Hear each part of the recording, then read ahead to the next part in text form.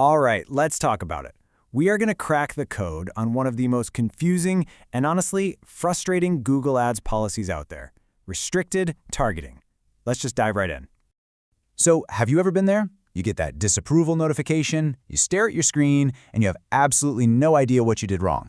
If so, trust me, you are not alone. It's a super common roadblock, but by the end of this, you're going to know exactly why it happens, and more importantly, what to do about it. Okay, first things first, we've got to reframe this whole thing. It really feels like Google is just trying to make our lives difficult, right? But the actual goal here is all about user privacy. The entire policy is designed to stop ads from targeting people based on information that's, deeply personal or potentially really sensitive. To really get a handle on this, you need to understand one crucial distinction. It honestly all comes down to two main types of audiences and where that audience data is coming from.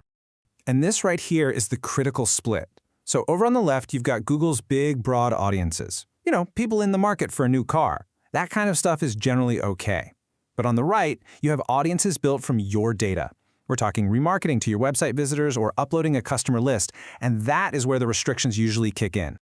Okay, so we know who you can and can't target. The next piece of the puzzle is what you're advertising. The rules change dramatically if your product or service falls into one of Google's sensitive categories. And wow, this list of sensitive topics is incredibly broad. We're talking about everything from health and financial hardship to politics, religion, sexual orientation, even personal relationships. When you see it all laid out, it's pretty easy to understand why so many well-meaning ads get flagged by this policy. Theory is one thing, but let's make this real. We're going to walk through a few common scenarios to see exactly how these two concepts, the audience type and the sensitive category, smash together in the real world. So our first example is a super common one, especially in the health and wellness space. Let's imagine you're trying to advertise a supplement for people with diabetes. Okay, so here is the crucial point. You can target Google's pre-made in-market audiences of people just generally interested in health products. That's allowed.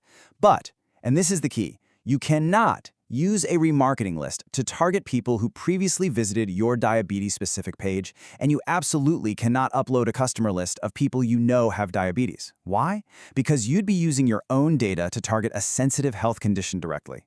That's a huge red flag for Google. All right, let's move to our next example and see how this builds. Promoting a debt relief service. This falls smack dab into that financial hardship category. And wow, this really shows how strict the policy can be. For something like debt relief, pretty much all advertiser-created audiences are off limits. No remarketing, no customer lists, no lookalike audiences. Google sees this as targeting people based on a negative financial status, and that is a major no-go for them. For our last example, let's look at something a little different, a job recruitment ad, but specifically one running in the United States or Canada because the rules there are a little different. So here, the sensitivity isn't about health or money, it's about preventing discrimination. In the US and Canada, you're not allowed to use demographic targeting for ads related to jobs, housing, or credit. That means no targeting based on specific genders, age brackets, or marital status. It's all about making sure the ads are shown fairly. So let's recap the pattern here. A health product combined with your remarketing list, that's a no.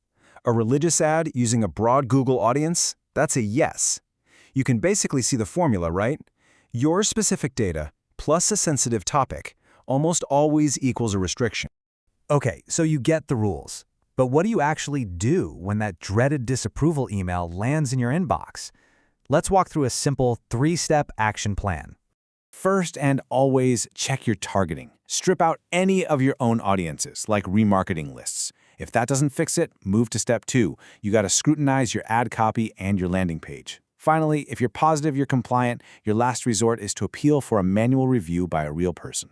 And that second step, editing your content, is so important. Just look at this example. Dating for divorced Christians. In just 4 words, this ad copy combines 2 sensitive categories: relationship hardship with divorced and religion with Christians. Even if your product is a general dating app, that specific wording creates a policy violation. And that leaves us with our final, crucial takeaway. It's not just about what you sell.